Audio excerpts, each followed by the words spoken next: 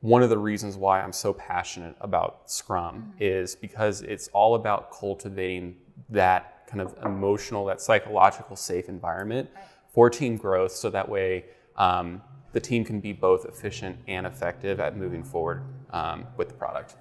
Hi everybody, thanks for joining us. My name is Allison Renfro. And I'm Michael Luchin. And today we're going to talk about Scrum. We're going to talk about what it is, how to use it, the different ceremonies or events that are incorporated within it. So stay tuned.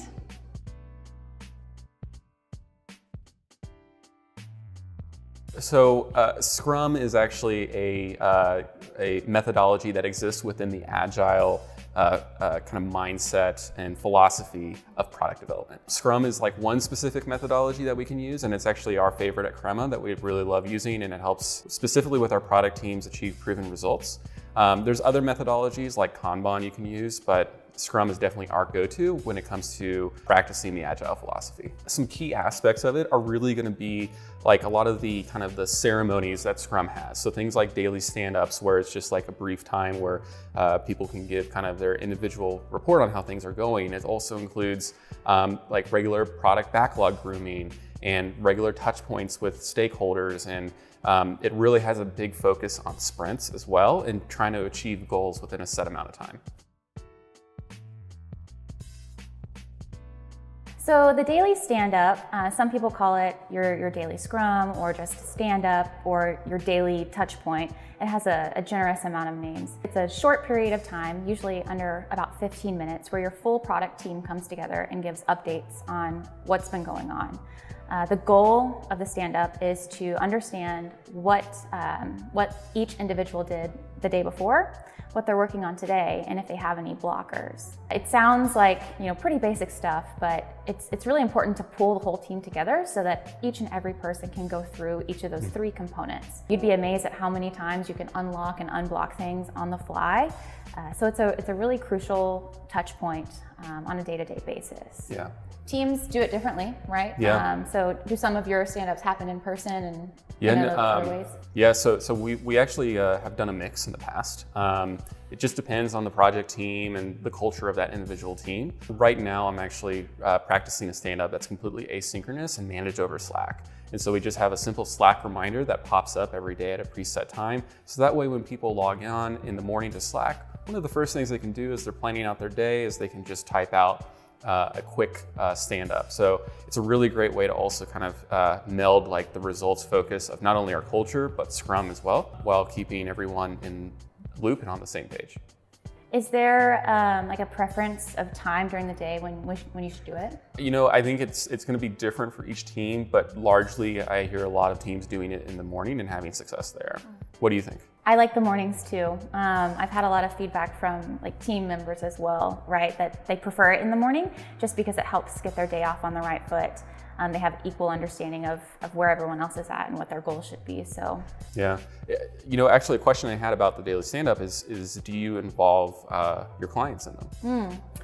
So, in some I have and in some I haven't, right? And there's no real good answer why, you know, you should versus you shouldn't. It's just a matter of, does the client have the capacity to join, and do they find value in it too? You may have a client that is very much detached from the process, and that's not ideal, but maybe it's the reality that you're in. And in those instances, they likely wouldn't be there. But I would encourage you to bring them along and let them listen and understand. And if they have a good relationship with the team, they can participate too and give their stand-ups as well. Yeah. Good. What about you? Yeah, I agree. I think it also just depends on the client culture and personality too, because you know the daily stand-up is really like a peek behind the curtain. You're seeing the messy kitchen at that point. You're seeing people who are they need to feel safe to come up and talk about their blockers to the entire team. So that way, as a team, you can move forward as quickly as possible. And so if the client is okay with seeing that and understands and trusts that the team, through the process of doing that, is going to resolve those blockers as quickly as possible, then yeah, I think it's really great to have the client in that too. Yes, agree. Backlog grooming is one of my favorite kind of aspects of Scrum. And I think it kind of also melds a little bit more into like the Agile philosophy as a whole too. Basically, the idea with backlog grooming is that you have your backlog of all your features, your bug fixes, your ideas, your chores to improve performance of the app that you're building, things like that. But what's really nice is it's just a simple list. And so every time that you have new feedback or ideas from stakeholders or even your internal team or users, ideally, then you just add that to that backlog. And you're always working as a team and with the product owner to go through and prioritize like what is most important. Hopefully you're prioritizing it against business value, but also throughout like the normal course of the sprint, you might be having touch points with your team to figure out like, is this a small thing? Is this something that's easy to do? Are there any technical considerations around it? Are there design considerations around it? Are there things that maybe we want to build designs for and test first with users before we spend any development effort on? And naturally, all these discussions help the backlog bubble up. Basically, you might have something at the bottom of the backlog that you're validating as it bubbles up to the top. And in the process of that validation and as it gets to the top, which basically means it's queued up and ready for a new sprint, then you're also like breaking it out, adding more definition to it, adding more scope and detail around what it is. So that way, when you're building it, you know exactly what you have to do to move forward on it. I agree with everything you say, per usual. One thing I want to add is that it is really important, this is a really crucial touch point with your client, with your stakeholder or your product owner, whatever their title might be, to give them the information and the tools that they need to prioritize the tasks that your team is going to be accomplishing. Like you mentioned, this is one of the most fun touch points or ceremonies or events, whatever you want to call them, that you'll have within Scrum, because it gives you and your stakeholder the ability to collaborate and come to decisions together. You may have to, bounce back on ideas or opinions on things, but at the end of the day, you walk away with a refined and prioritized list, and that gives your team the clarity that they need to actually do the work that's ahead of them.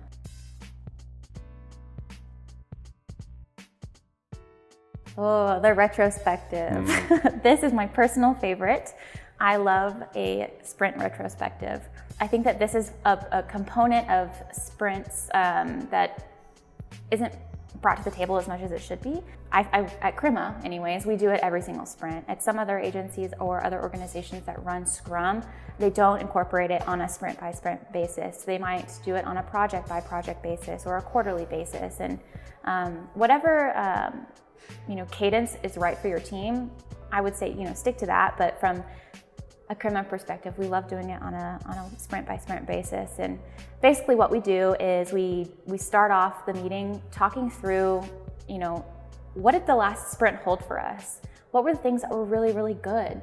Who did something amazing? Who did something that we need to call out and we need to celebrate, and we need to, note that to keep doing that moving forward.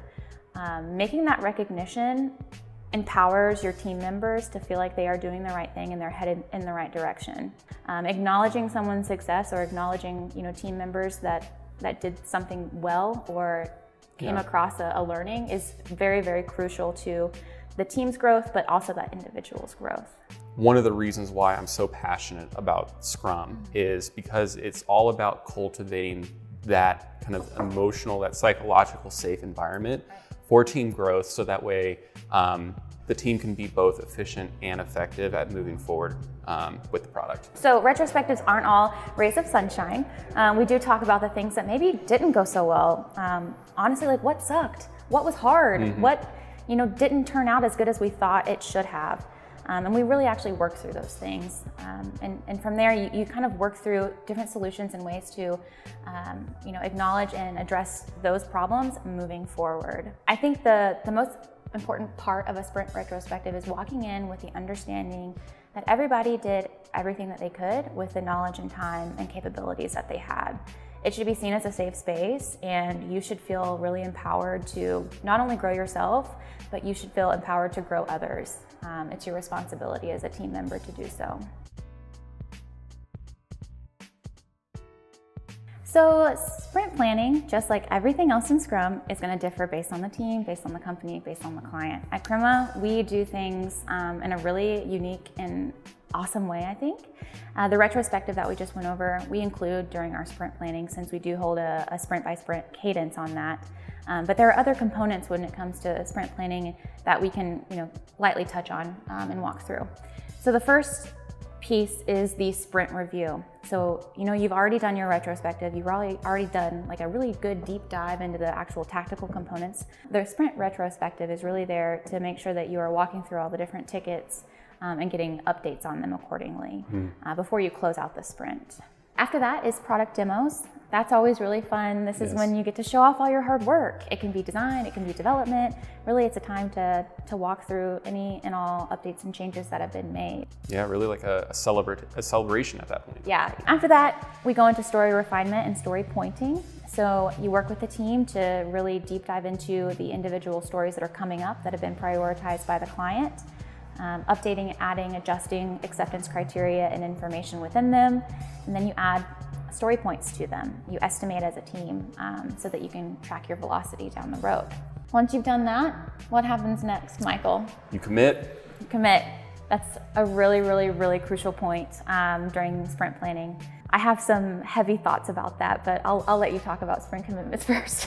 Yeah, I mean, really, I think it's primarily focused around identifying the goal of that sprint and making sure that what you're committing to aligns with that goal. Yeah, exactly. It's a full team commitment, yourself included, the client included, and you're really dedicating yourself to doing and completing, including testing that work before the sprint ends. After that, you're ready to go. You kick off your sprint and you get going. It's a pretty awesome experience. Some companies break them up and have independent meetings. Here at Crema, we like to hold them all together. It really has a nice flow to it, I think. Yeah, absolutely. Yeah. So we hope that this video helped you learn more about Scrum and understand some of the challenges that go into it, as well as some of the and maybe break down some of the preconceived notions that you've read elsewhere on the internet. If you want to learn more about Scrum, we have another video somewhere here that talks more about, maybe it was here, I don't know. Talks more, or there, yeah. It talks more about like some of the questions that you have about Scrum. So highly recommend checking that out if you want to hear Allison and I get on our soapboxes about some of the common questions about Scrum. Otherwise, again, my name is Michael Luchin. I'm the Senior Product Manager here at Crema. I'm actually in the Washington, D.C. area. So if you want to connect, hit me up and the info is below the video to maybe learn more about Scrum and other Agile methodologies. Don't forget to like and subscribe and comment below with any questions that you have. We would love to chat. Thanks again.